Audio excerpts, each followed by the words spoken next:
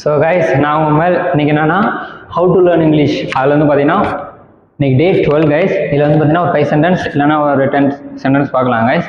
இதில் ஃபர்ஸ்ட் ஒன்று என்னென்னா, hey why are you so serious. இதுக்கு வந்து தமிழ் அர்த்தம் என்னென்னா, நான் எழுதுகிறேன், நீங்கள் அப்படியே நீங்களும் நான் என்ன எழுதுறேனோ உங்களுக்கு தெரியும் அப்படியே சொல்லுங்கள் கைஸ். ஹே ஹேனா ஹே ஏ அப்படி தான் கைஸ் அர்த்தம். ஒய்னா ஏன் அப்படின்னு மோஸ்ட்லி உங்களுக்கு தெரியும். Why are you so serious இல்லை ஆறு இஸ் அப்படின்னு ஒரு எடுத்து பார்த்தீங்கன்னா, இது வந்து இங்கிலீஷ் தமிழில் வந்து ஒரு சில வேர்டு சேர்ப்போம்ல, அது மாதிரி இது வந்து இங்கிலீஷ் வந்து இஸ்ஸு அந்த மாதிரி ஆமு ஆறு இந்த மாதிரி வார்த்தையெல்லாம் இங்கிலீஷ் வந்து ஒரு அடைமொழி மாதிரி கைஸ். இதில் why are you so serious. ஏய் ஏன்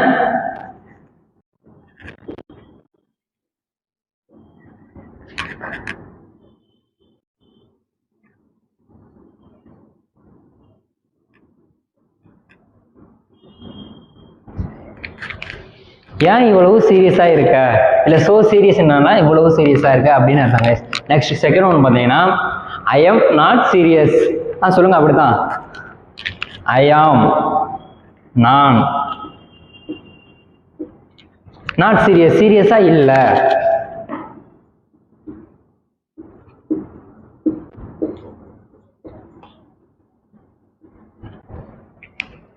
நெக்ஸ்ட் ஒன்று பார்த்தீங்கன்னா, then why do you look sad. அதான் கைஸ், அதான் தென்னா அப்புறம், ஒய் ஏன். Do you look sad. Do யூனா ஒரு செயலை செய்கிற கைஸ், லுக் சேட் அப்படின்னா நீ ஏன் சேடாக இருக்க அப்படின்ற மாதிரி அர்த்தம் கைஸ்.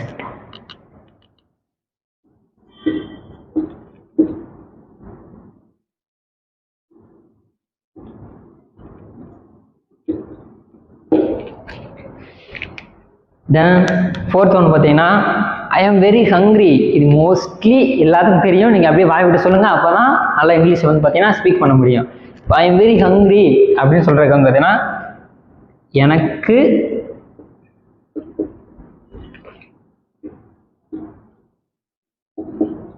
ரொம்ப பசிக்குது அப்படின்னு அர்த்தங்க. நெக்ஸ்ட்டு லாஸ்ட் ஒன் பார்த்தீங்கன்னா, த மெஸ் ஹேஸ் ஃபுட்.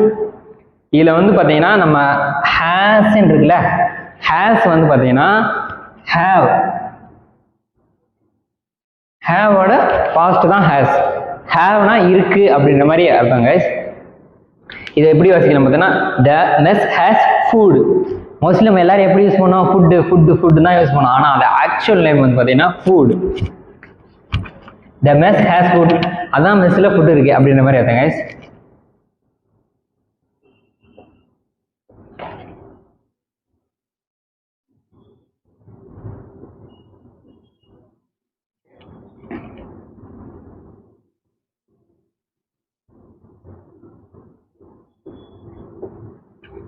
அதான் மெஸ்ஸில் சாப்பாடு இருக்கு அப்படின்னு அர்த்தம் guys.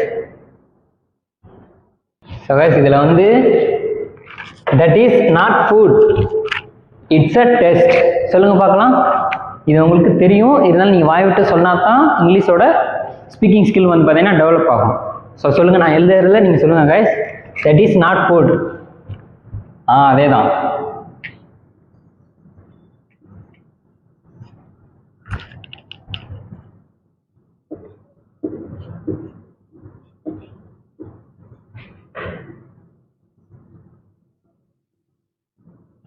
That is not food, அது சாப்பாடு இல்லை, இட்ஸ் அ டெஸ்ட். டெஸ்ட்னா சோதனை அப்படின்னு தெரியும்.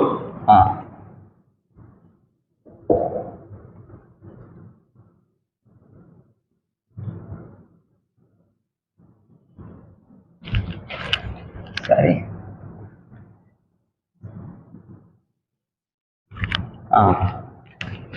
That is not food, it's a test.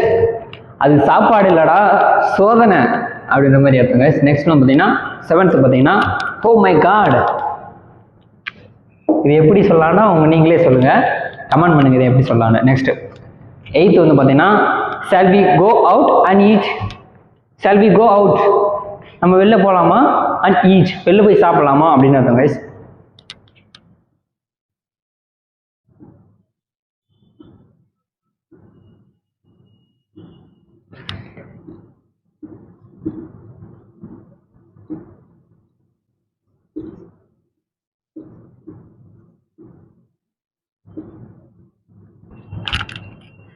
Shall we go out and eat? நாம வெளியில போய் சாப்பிடலாமா இல்லை வீணா நாம அப்படின்ற மாதிரி அர்த்தம் guys. Shall we go out and eat? நம்ம வெளியில போய் சாப்பிடலாமா. நெக்ஸ்ட் 9th வந்து பார்த்தீங்கன்னா do you have a money? உன்கிட்ட காசு இருக்கா.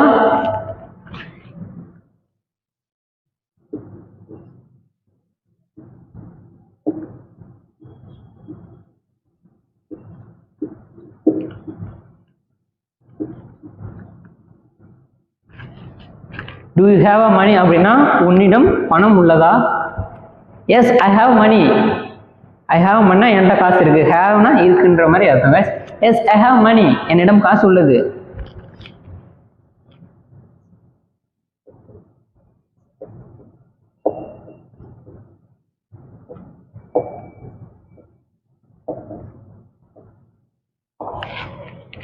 எஸ் ஐ ஹாவ் மணி என்னிடம் பணம் உள்ளது. இன்றைக்கி வந்து பார்த்தீங்கன்னா கைஸ் ஒரு ஹவு டு லேர்ன் இங்கிலீஷ் பார்த்தீங்கன்னா டே 12ல் ஒரு 10 சென்டென்ஸ் பார்த்துருக்கோம். யூஸ்ஃபுல்லான வீடியோவாக இருக்குன்னு நினைக்கிறேன். யூஸ்ஃபுல்லான வீடியோ இருந்துச்சுன்னா நம்ம சேனலை சப்ஸ்கிரைப் பண்ணிக்கோங்க. மறக்காமல் பெல் ஐக்கானை டச் பண்ணிக்கோங்க, லைக் பண்ணுங்க. அப்போ தான் நம்ம போகிற வீடியோ நிறைய பேருக்கு போகும். யூடியூப்காரன் வந்து நம்ம போகிற வீடியோ பார்த்தீங்கன்னா ப்ரொமோஷன் பண்ணுவான். நெக்ஸ்ட்டு நாளைக்கு பாருங்கள் கைஸ். அது வரைக்கும் நானும் பாய்.